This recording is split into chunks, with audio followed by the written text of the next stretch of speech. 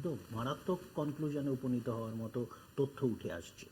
প্রথম কথা জানিয়ে রাখি, একটু আগে আমরা দলের তরফ থেকেও জানিয়েছি যে আমাদের একজন কাউন্সিলর, নৈহাটি পুরসভার 2 নম্বর ওয়ার্ডের কাউন্সিলর, তিনি এবং তার মা আরতি দেবী এবং সুশান্ত বাবু, এই দুজনের নাম ডিলিট হয়ে গেছে। তারা কোনো যাচাই পর্যায়েও নেই, ডিলিট হয়ে গেছে। দ্বিতীয় কথা বলি যে উত্তর 24 পরগনার কথা হচ্ছিল, একটু আগে আমি উত্তর 24 পরগনার লিস্টটাই দেখছি। আমি বলছি ডিলিট এখন কি কারণে ডিলিট হয়েছে, সে কারণটা তো বলার, মানে তারা তো বলেনি নির্বাচন কমিশন। এখন যদি বলে যে তারা রোহিঙ্গা বলে ডিলিট হয়ে গেছে, তাহলে তো আর আবেদন করার কোনো অবকাশই থাকছে না। এখন যদি তার বৈধতা না পায় যায়, তারা তো সব নথি দিয়েছে, তার মানে কোন নথিটা তারা পাননি। এখন এখানে হচ্ছে যে বিজেপি তো সব মুসলমান আর হিন্দুর চোখে সবকিছু দেখছে।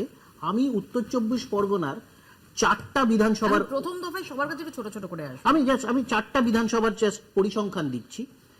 লজিক্যাল ডিসক্রিপেন্সি হওয়ার আগে যখন আমরা খসড়া ভোটার তালিকা হয়, তখন এই প্রত্যেকটা বিধানসভাতে আমি বলে রাখি, যেমন বাগদাতে অলরেডি প্রায় 22-23 হাজার নাম আগে কেটে গেছিল, পুনরায় নতুন করে 15,303।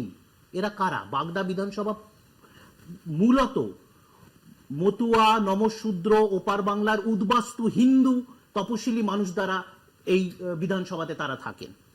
বনগাঁ উত্তর, যার উল্লেখ তুমিও করলে, 7,926 মানুষ পুনরায় ডিলিট হয়েছে। এরা কারা? অপেক্ষাকৃত আমি অন্য দুটো বিধানসভা বলছি, বিজেপির একটু মানে তাদের মনোনিবেশ করতে হবে। দেগঙ্গা 856 জন ডিলিট হয়েছে এই লজিক্যাল ডিসক্রিপেন্সিতে, তার আগে যা ডিলিট হয়েছে। হাড়োয়া 1214।